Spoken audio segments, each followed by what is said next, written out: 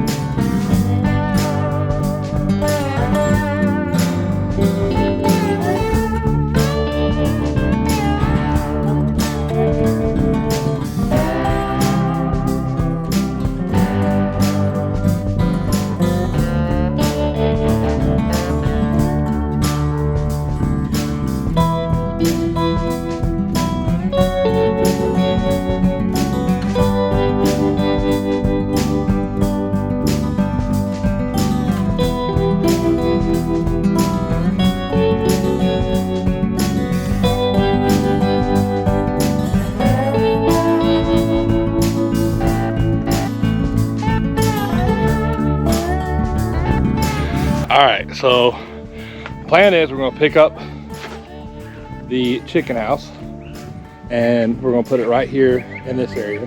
Now I'm going to move the wood on down a little bit as we clean up some of the mess from the storm and the boys' Jeep here in a little bit. And that way I can make the little chicken village with the pullet house and the layer, the hen house where they lay, and then where they sleep in their little nesting house. So got to do a little bit of shuffling, but kind of gonna make a little chicken village right here, and that way they're close to the house, and I don't want to put them too far back where any predators are. I like to keep them a little bit closer where I can see them. So first thing we got to do is get our cinder blocks set up here so that we can keep everything off the ground and make it last as long as we can.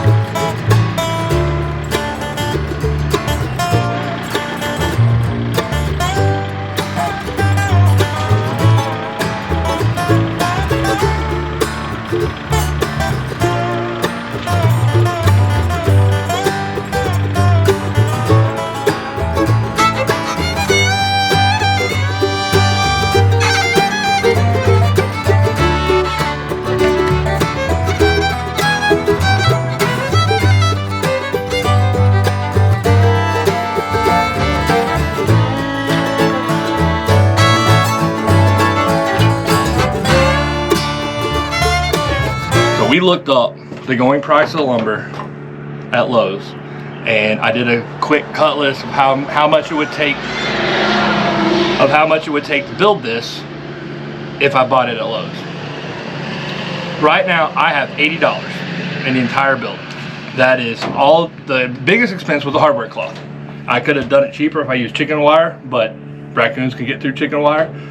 So the hardware cloth was about $45 of my cost. Then the hinges were $5 each, about $10 in nails, and then the cinder blocks and my latch came out to right about $80 I spent.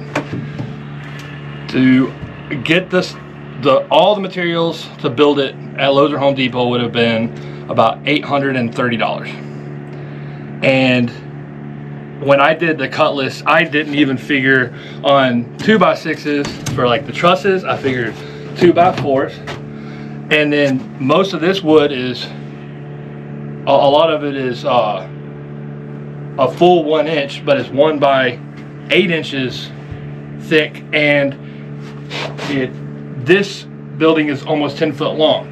And so the math I did was just basically making this building a 4 by 8 building instead of a 5 by 10 building. So to build one this size, you're probably looking closer to $1,000 in lumber because of the added cost of buying 10-foot lengths of lumber instead of 8-foot lengths.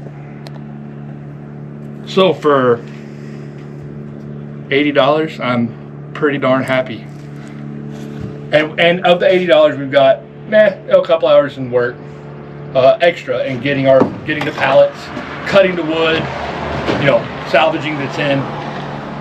But I'll take that to save $800 or $900. That's a couple weeks worth of pay. So, all right, guys. The next thing we're going to build is just a little roosting pole for them. Build at 2 levels because they need, like I said before, they need to learn to roost when they're little. So we're just going to make a simple little freestanding roosting pole we can put in there, and they'll have somewhere to sleep at night.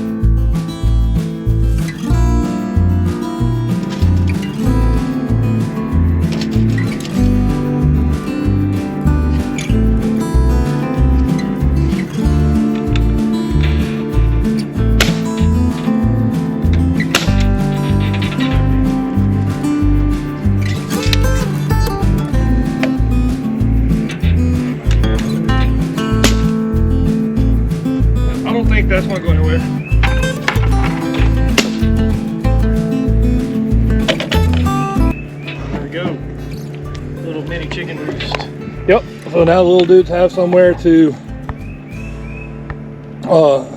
hop on and sleep at night, especially because they're only about this tall. So that way they can start smaller, and they're mostly feathered. But I'll show you guys. I'm probably going to put the heat lamp on them anyway, and I'll put the heat lamp right above this, which will kind of make them want to get up on there to get closer to the heat lamp. So that will work.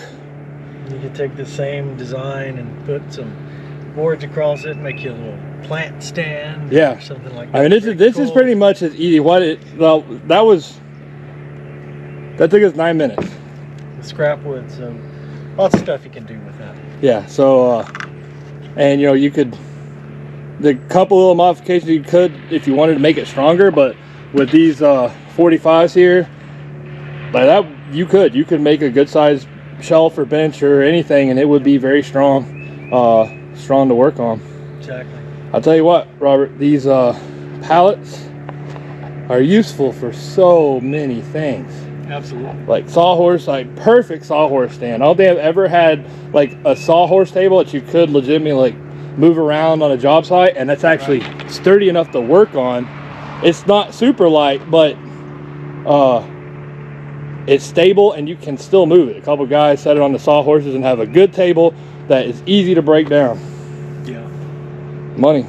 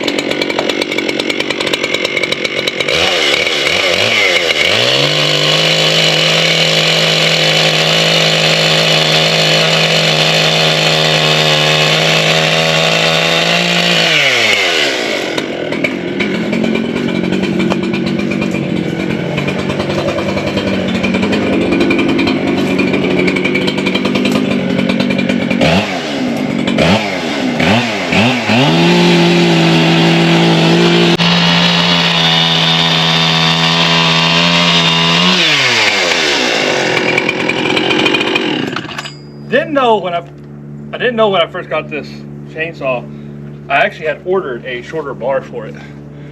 But the bar really doesn't make up much weight, and the saw is not that heavy. But for an old guy having back problems, like, you know, if I'd had a 20-inch bar, I'd have had to be down here.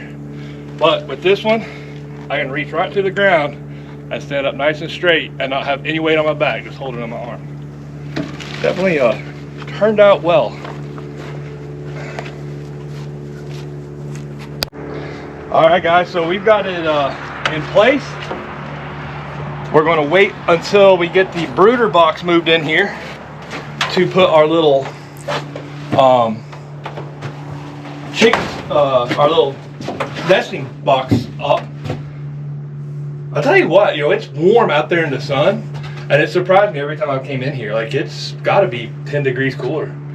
It's actually kind of nice. So maybe a little bit overkill for some chickens. No, I don't think so. Biggest thing is keeping them safe, because it doesn't do any good to have chickens if they get killed by predators. And you know, trying to make this a homestead, we're going to be relying on, you know, our critters for our food.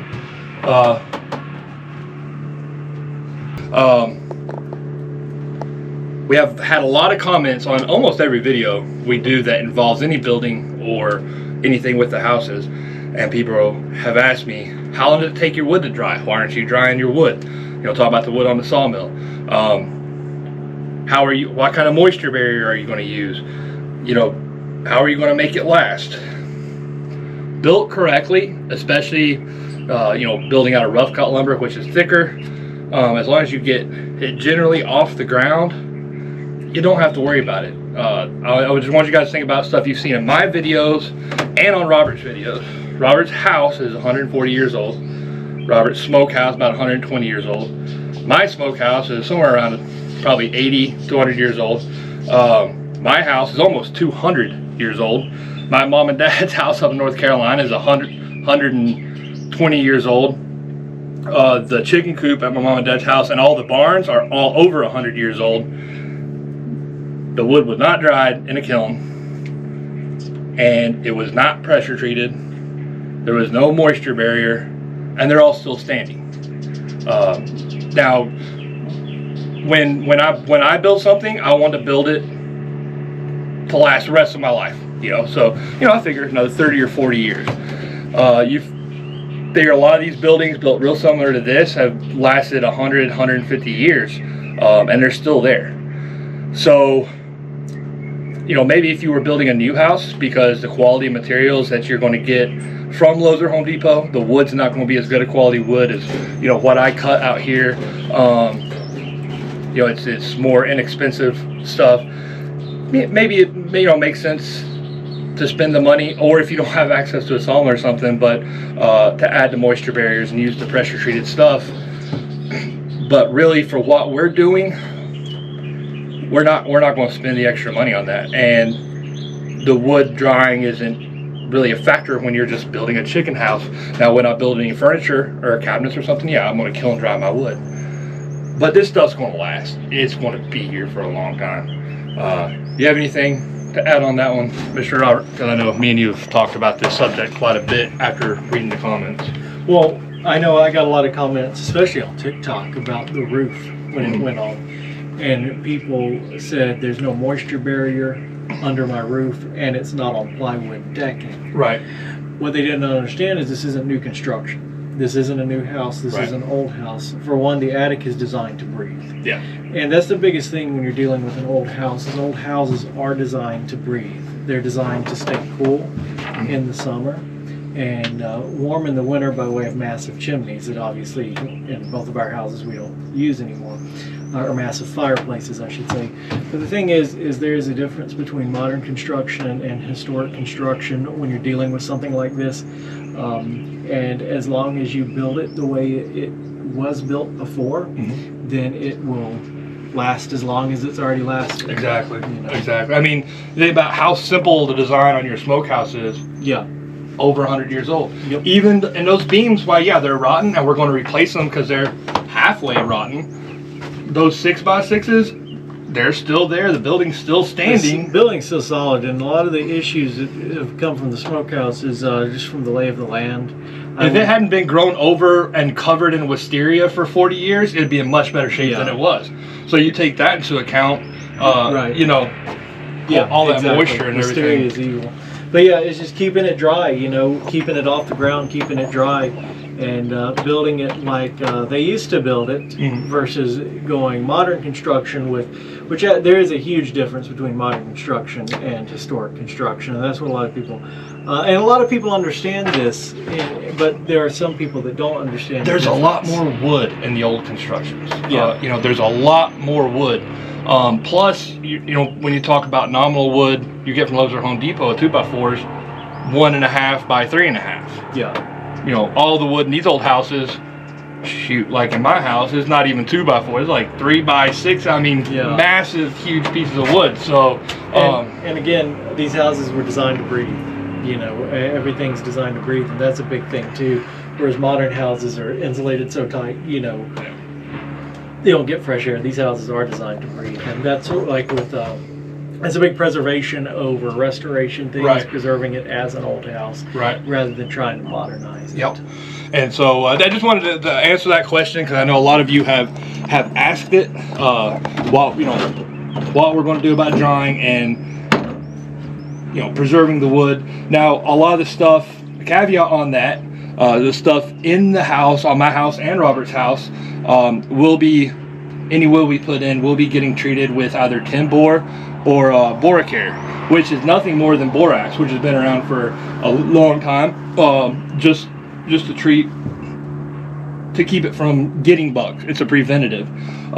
That stuff's not expensive. They've used it for that purpose for a very long time, so that we will do. And obviously in bathrooms, where we're restoring stuff, around the showers there's going to be some vapor barrier and and such like that. But as far as anything we're building out just for an outhouse, something like that, absolutely not. Not saying that some of that modern stuff doesn't have its place, but